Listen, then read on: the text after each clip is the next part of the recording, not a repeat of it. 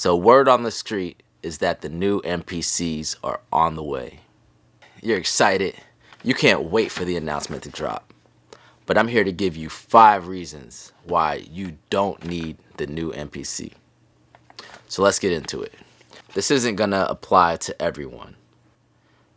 If you're a hobbyist and you just do this on the weekends, occasionally, and you're having fun just playing around, there's absolutely nothing wrong with that. And what I'm about to say may not apply to you. Also, if you just got money to burn and you don't really have to think about your studio investments in terms of trade-offs, then this also may not apply to you. You got money, go spend it, live your life. But for those of us that are serious about our craft and really want to build it up into something and do not have unlimited funds, right? So that means we're going to have to make some trade-offs here or there, right? You gain one thing, sometimes that means you got to give up another, right? So let's talk about this. I have 5 questions that I think you should ask yourself before you run out and buy the new MPC. Number 1, have you really mastered what you currently have? Have you really pushed it to its limits? Do you really know every nook and cranny of that machine? If you haven't done that yet, you have more to gain by getting deeper into your current machine and really using that to take your sound to the next level, right? Going out and getting a new MPC, while exciting, isn't going to do that for you. All right, that's 1. I'm going to try to keep this under 10 minutes. You know, I tend to kind of go off the rails a little bit, but I'm going to try to keep this to 10 minutes. Let's go.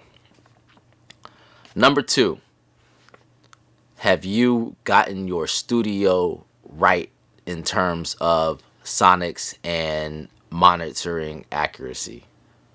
Do you have acoustic treatment on your walls and ideally on your ceiling too? You want to try your best to get what they call broadband treatment, right? So when you're controlling for reflections, you got to think about it in terms of frequencies. Not every material is going to capture the full spectrum of frequencies. And what the mistake a lot of beginners make is they go and cover their walls. Like they might cover a lot of surface area, but it's this like really thin material. What that's going to do is it's going to absorb your high frequencies, but it's not going to do a great job at absorbing the mids and the lows, which is going to result in kind of a muffled, boomy sound, which isn't what you're going for. So you would be better off getting something like a 6-inch like monster pad like Gick Acoustic sells. That's what I have up here in my studio. They're 6 inches deep. Now they're not cheap. You're going to spend more, but each panel will absorb across the frequency spectrum a lot more evenly, right? So you're going to absorb highs, you're going to absorb mids, and you're going to get a good portion of the low end as well. So I would argue that you're better off having less surface area covered, but thicker pads. So that was a little bit off the rails, but since we're talking about treatment, you know, I want to make sure that I'm leading you down the right path. You don't run out and go buy a whole bunch of 1-inch thick stuff and just cover your walls with it, right? Make sure you do your research. A good channel out there is called, what's the name of his channel? I believe it's called The Acoustic Insider. Look him up on YouTube. So, you know, before you run out and go spend another $1,000, $2,000 on a new MPC, make sure you got your acoustic treatment right. That's going to do more for your sound than buying a copy of a machine that you already have, you know. Also, your monitors. Do you have quality studio monitors? That's also critically important. So, you know, these are the types of things you should be thinking about, right? Like your sampler is is one part of your studio. You want to make sure that if you're serious about your sound, that you're thinking about your studio holistically and not getting tunnel vision on just like the shiny objects, the new samplers that are coming out. Make sure you have a nice, well-rounded, critical listening environment. That's really important if you're trying to get your sound right. Do you have quality cables? For those that are running some gear, make sure you're thinking about that full chain.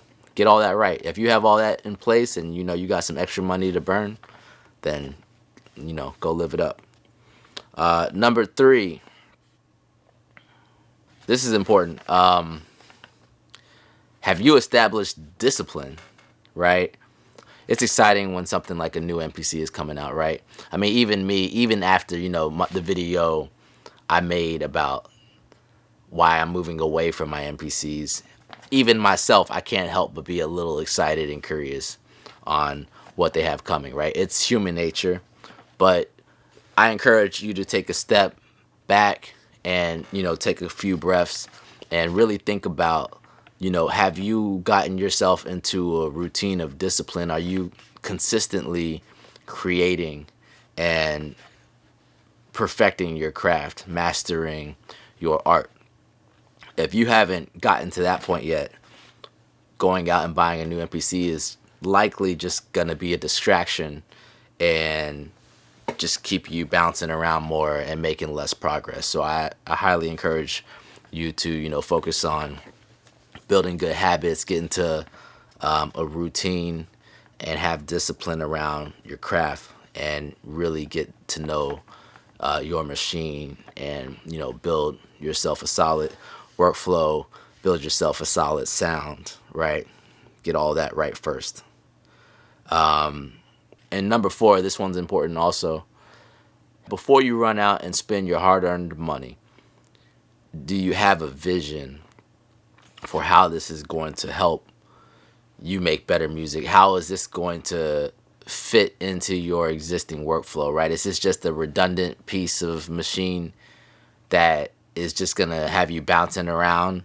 Or do you have a vision for how you're going to integrate this with what you already have in order to create a cohesive workflow that is helping to further, your execution in terms of releasing music, making better music, and really connecting with your instruments, right? So that's all. These are things you want to think about. Number 5, the last one. Are you finishing your music? Are you releasing your music? Are you taking your tracks all the way to the finish line? That's something that's really important. If you're serious about your craft, we don't want to leave things half done. Let's get our music out. Let's get it to the people. Let's release our art to the world and let it fly. If you haven't yet achieved consistency with taking your music all the way to the finish line, then I would argue that you should focus on closing that gap before running out and spending more money. That's 5 reasons. I think I kept this under 10 minutes. So as I said in the intro, this won't apply to everyone. As Benny the Butcher said, if it don't apply, let it fly. All right? I know everybody's thinking about this right now. The whole beat making community is, antennas up, ready to see what's about to happen. What's Akai gonna drop? Are they gonna finally put some emphasis on the sound of the machine? Is one of the big questions that I know I'm focused on, and many others as well. I must admit, I'm thoroughly surprised by how much traction these videos have gotten this early on in my journey on YouTube. So I really appreciate you and everybody that has tuned in. For those that are new, I go by the name of Black Renaissance, and I'm a producer, a rap artist, and overall creative, as I like to think about it. A lot more on the way. If you want to stay tuned in and follow the journey along with me and the small community that I've begun to build which I'm really excited about, then please like, please subscribe, and please leave a comment and let me know your thoughts. Any of those 3 actions do a lot to help these videos gain traction, and do a lot to help build the channel and to build the community. And I am deeply appreciative, and I will see you on the next one. All right. Peace.